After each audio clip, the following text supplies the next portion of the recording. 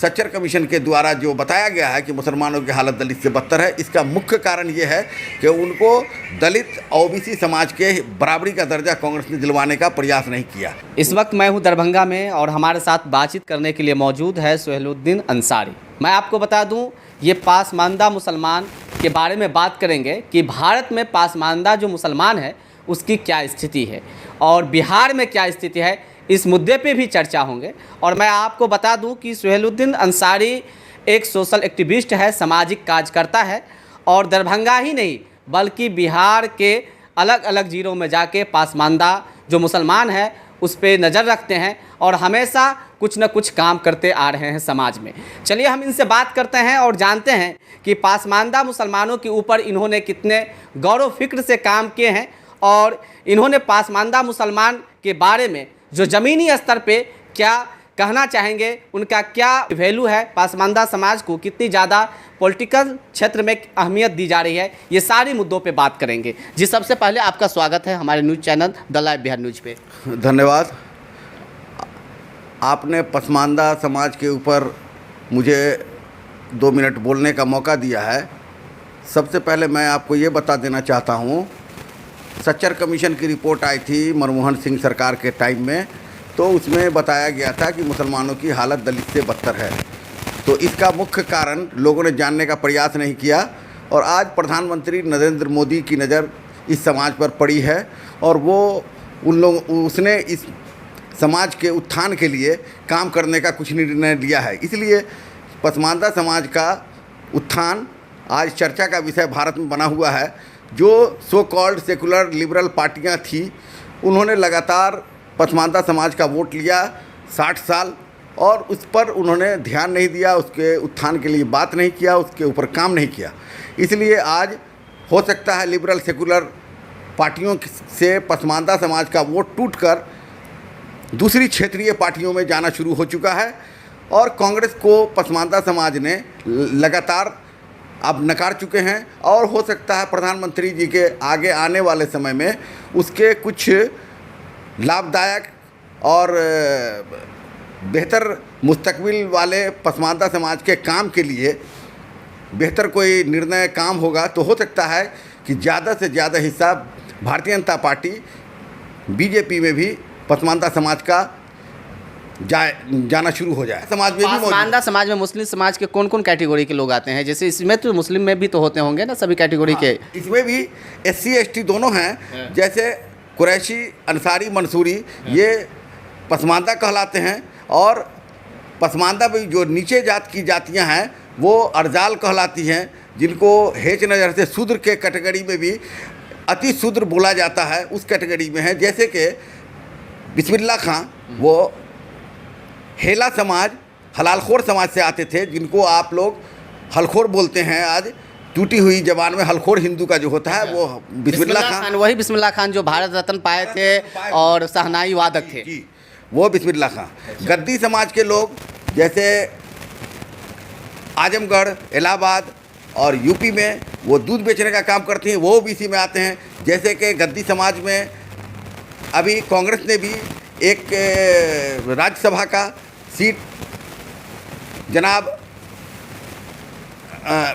इमरान प्रतापगढ़ी को उन्होंने दिया है, वो गद्दी समाज से आते हैं। वो दूध बेचने वाले समाज से, अहिर और गद्दी समाज से आते हैं। इमरान प्रतापगढ़ी भी कहीं ना कहीं पासमानदा समाज से ही आते हैं। हाँ जी, इमरान प्रतापगढ़ी भी पसमानदा समाज की अहमियत को देखते हुए कांग्रेस ने भी एक राज्यसभा का सीट इमरान प्रतापगढ़ी को दिया है, जो गद्दी समाज से आते हैं। जैसे हिंदू समाज में जो पासमानदा कैटेगरी के लोग आते हैं और मुस्लिम में जो आते हैं, तो कहीं ना कहीं उन लोगों का विकास, अगर चाहे वो शिक्षा के क्षेत्र में देखा जाए या पॉलिटिकल क्षेत्र में देखा जाए, बढ़ा है। लेकिन मुस्लिम का कहीं बहुत ज़्यादा ही निचली स्तर पर देखा जाता है कि शिक्षा की स्थिति है, पॉलिटिकल क्षेत्र में भी बड़े बड़े जो विधायक की पद हो या फिर दूसरे क्षेत्र में वो नहीं है। इस पे क्या कहना है आपका? ओबीसी दलित समाज में हिंदू समाज के सारे लोग इतने आगे बढ़ चुके हैं कि वो अगर ग्रेजुएट और इंटर के अगर स्टूडेंट और छात्र अगर कहलाएंगे तो पसमानदा समाज अभी क्लास 1 और प्ले स्कूल के स्टूडेंट कहलाएंगे। इसलिए हमारा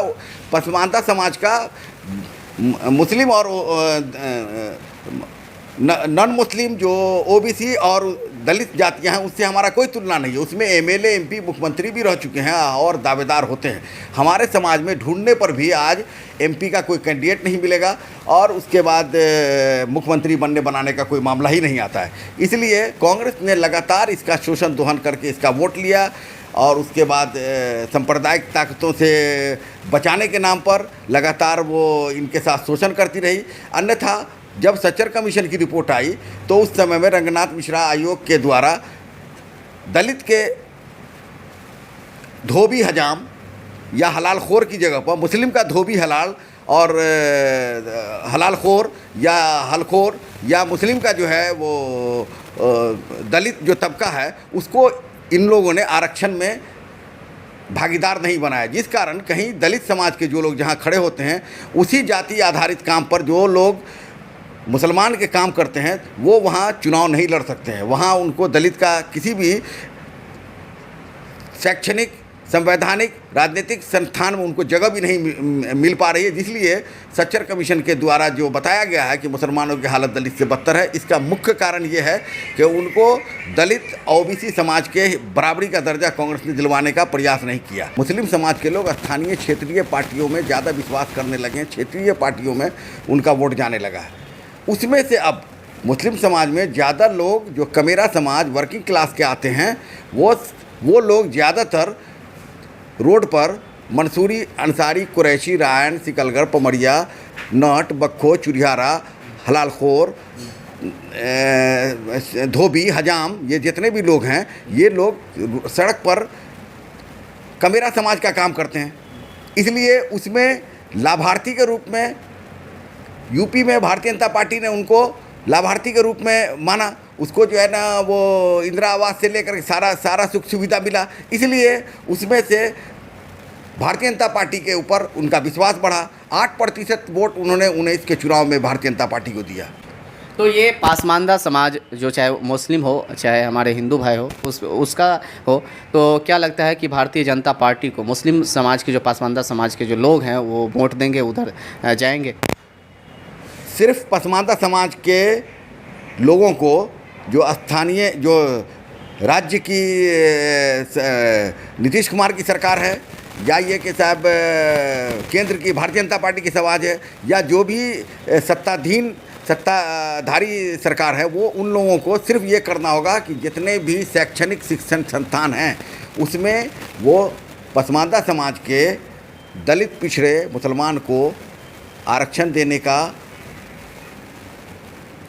काम सुनिश्चित करवाएं और मुस्लिम समाज के दलित जो वर्ग है, मुस्लिम समाज का जो दलित वर्ग है, जो हजाम के रूप में, धोबी के रूप में, हलालखोर के रूप में, जिसको हलखोर कहते हैं, जो जिस समाज से उस्ताद बिस्मिल्लाह खां आते थे, इन लोगों को एससी का दर्जा अगर दिलवाने का अगर वादा करती है या प्रयास करती है तो निश्चित ज़्यादा से ज़्यादा संख्या में पसमानदा समाज का वोट जिस भी सरकार की तरफ से इस तरह की पहल की जाती है वहाँ ज़्यादा से ज़्यादा अभी तक भारतीय जनता पार्टी ने पासमानदा मुस्लिम समाज पे कितना ज़्यादा ध्यान दिया है और क्या क्या काम किया है? 1-2 काम का नाम बताएंगे आप? कोई ऐसा लाभार्थी इंदिरा आवास से लेकर के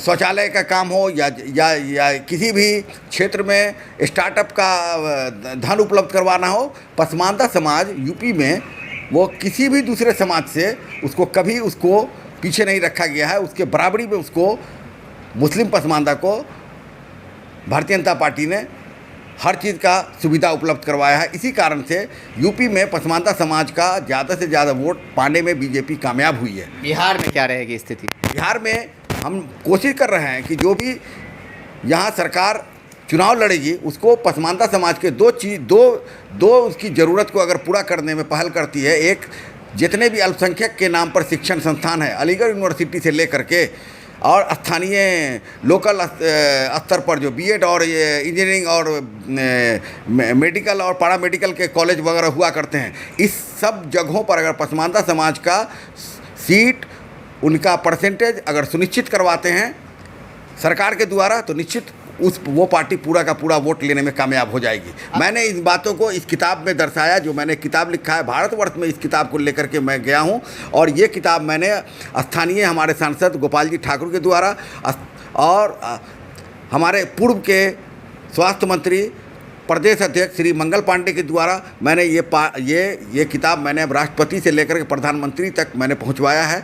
और इसी सब को देखते हुए पसमानदा समाज के लिए एक बड़ा दिल लेकर के भारतीय जनता पार्टी आने वाले दिन में चुनाव में आना चाहती है। निश्चित इसमें पसमानदा समाज के ऊपर इस किताब को लिखा है और जो आपने निर्णायक वोट बैंक के बारे में इसमें लिखे हैं, तो ये किताब आपने अभी तक कितनी पसमानदा समाज तक पहुंचाने का काम किया है? संख्या में ये किताब कोई छपता है 100-200 की संख्या में नहीं छापा जाता है।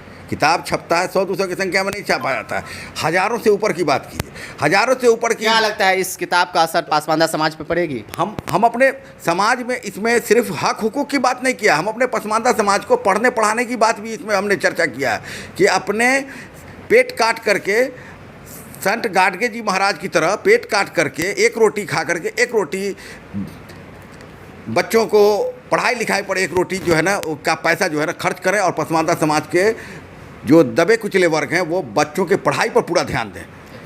ये हक हुकूक के साथ मैंने इस किताब में ये भी चर्चा किया है कि पढ़ने पढ़ाने पर पसमानदा समाज के लोग अपने बच्चों को डालें ताकि वो शिक्षित हो सकें। तो ये हमारे साथ बातचीत कर रहे थे सुहेलुद्दीन जफ़र अंसारी, और मैं आपको बता दूं ये दरभंगा से आते हैं और पसमानदा समाज, पसमानदा मुसलमान के ऊपर इन्होंने एक बुक भी लिखा है। और अभी आप देख रहे थे द लाइव बिहार न्यूज़। मैं अब्दुल कुद्दूस, बहुत बहुत धन्यवाद।